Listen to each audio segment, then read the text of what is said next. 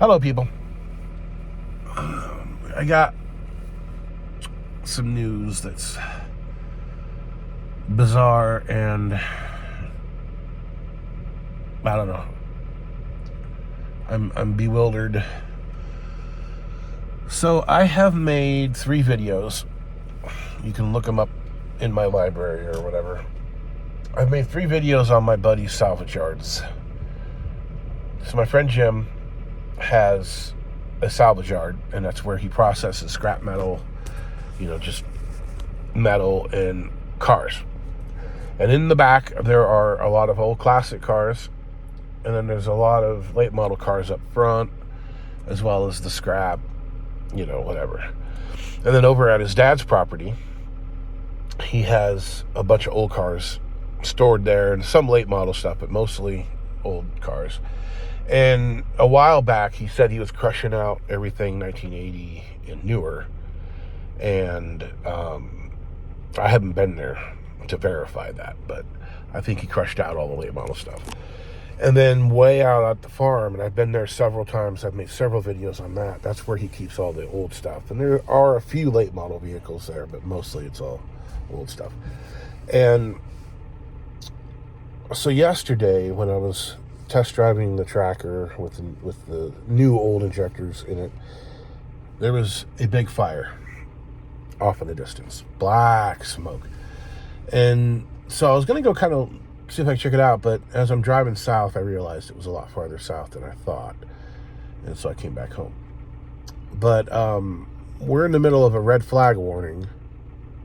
I think we're technically still in the middle of it, maybe, or I guess maybe it went away at 9 o'clock. I don't know.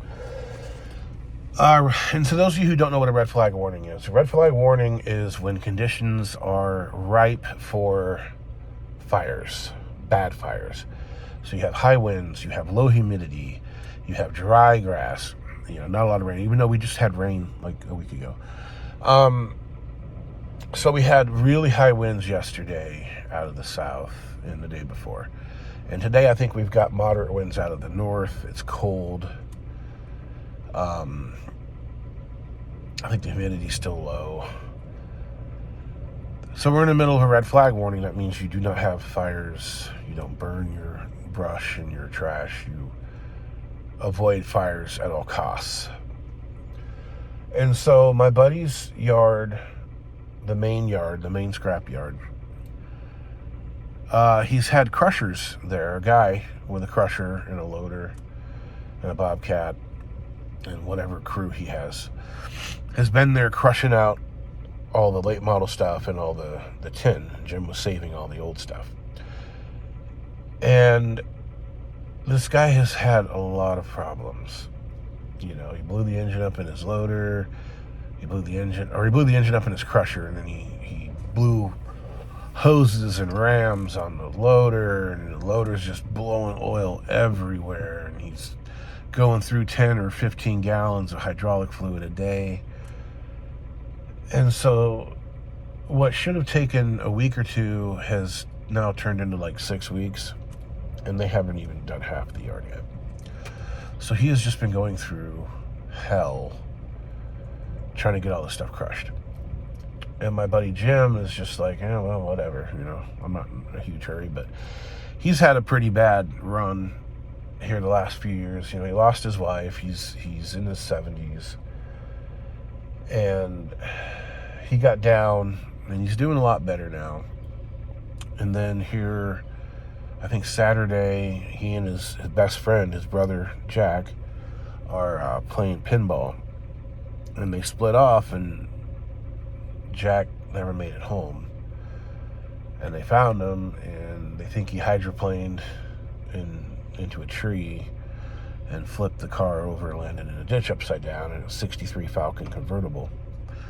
They didn't put seatbelts in 63 Falcon convertibles factory, so I don't know. He didn't make it.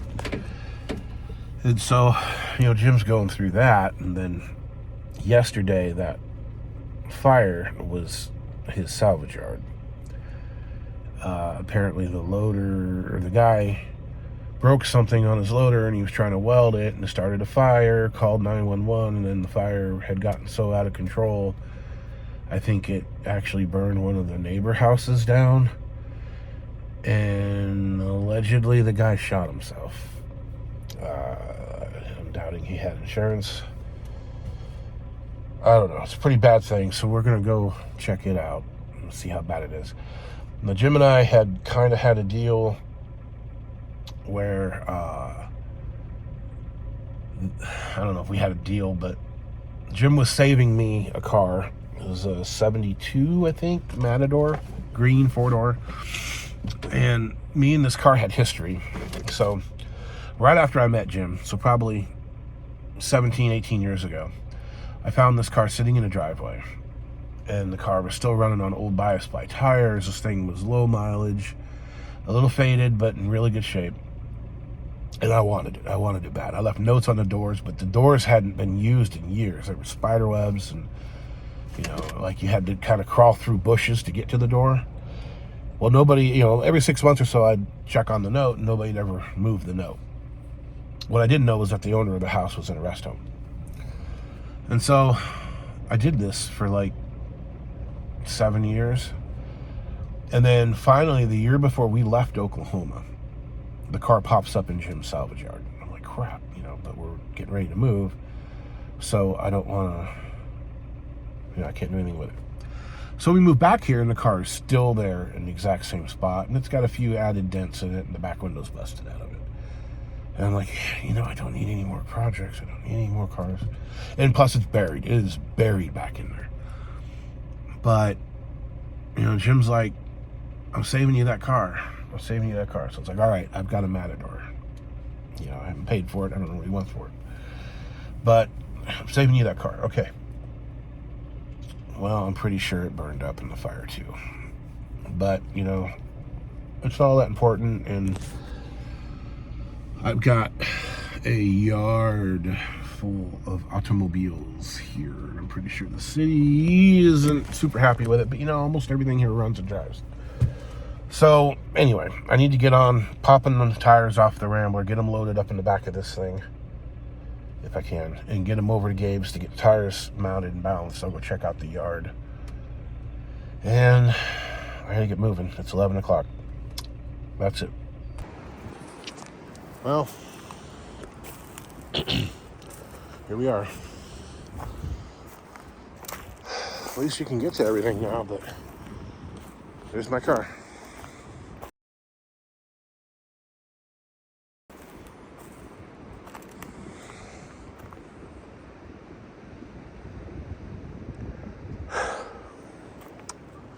Oh well. The sad thing is a lot of this stuff has been here for 40 years. And it's burned up, gone.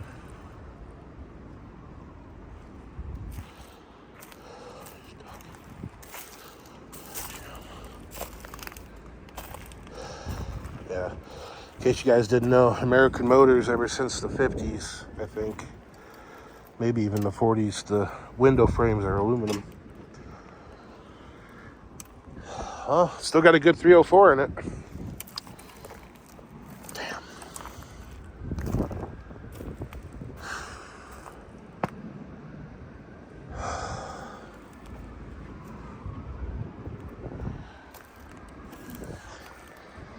A 64 Dodge burned up. That was Jim's old record, still going. Thunderbird. See, if that Thunderbird wasn't there, I'd be able to have gotten it out. Forgot about this old Duster. It was pretty rotten though, as I remember. Pontiac got it, Mercury got it, Ford got it, all these things got it. Looks to me like the Mazda got it too. Yeah, you can see how rotten that thing is. I don't really want to stray too far from the tracker, because if they run me out of here, then I gotta be able to get back over there. Buick.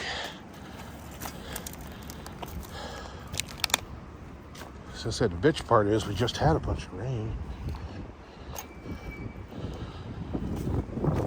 Anyway, I rolled up, and there's a shed over there, and it was actively on fire, flames burning. So I called it in, and there were some other people that had just called it in too. So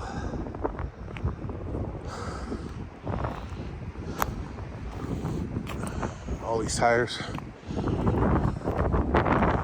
So Stampy Tom's.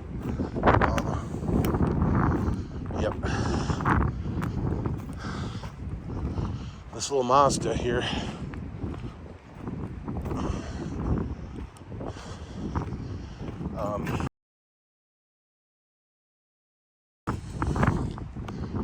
I actually found a buyer for it in South Carolina. The guy was sending his buddy up here this weekend to pick it up.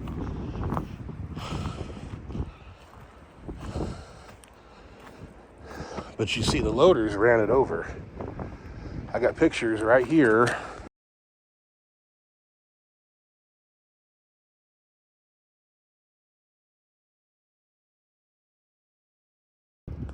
You can see there's still active flames.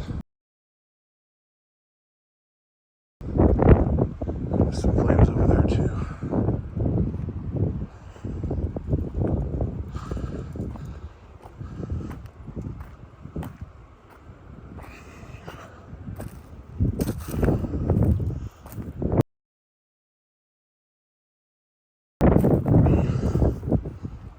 My buddy Jamie of Dead Dodge Garage here on YouTube could use this hood.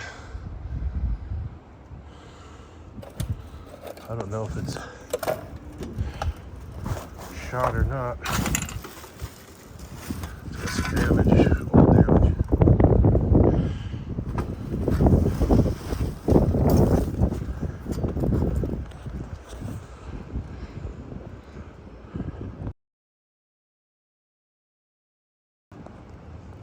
Speedwagon. Get out of the smoke. Tire burning. That, friends, Cutlass. That's that one with that 4.3 liter diesel V6. So the Speedwagon survived. That guy didn't. El Camino didn't. Oh, the 59 didn't. Hey, but the Falcon did. It was a running driving car when it came in here. Fiat got burnt up. Willie's got scorched.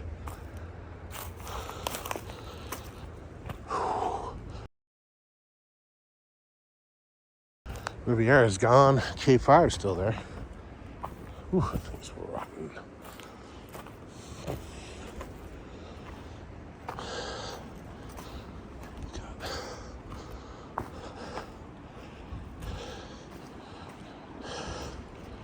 That. It's a V6 of some kind. Falcon. Unibody. Ranger. Toyota. Toyota Tacoma. Interesting. I never knew that truck was back here. Coronet survived. Kind of interesting. Maybe because there's a puddle right here.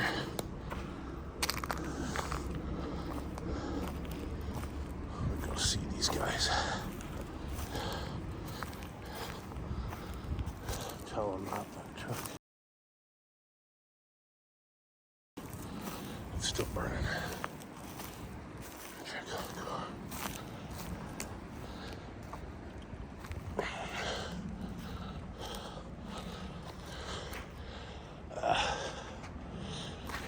Trying to get through here.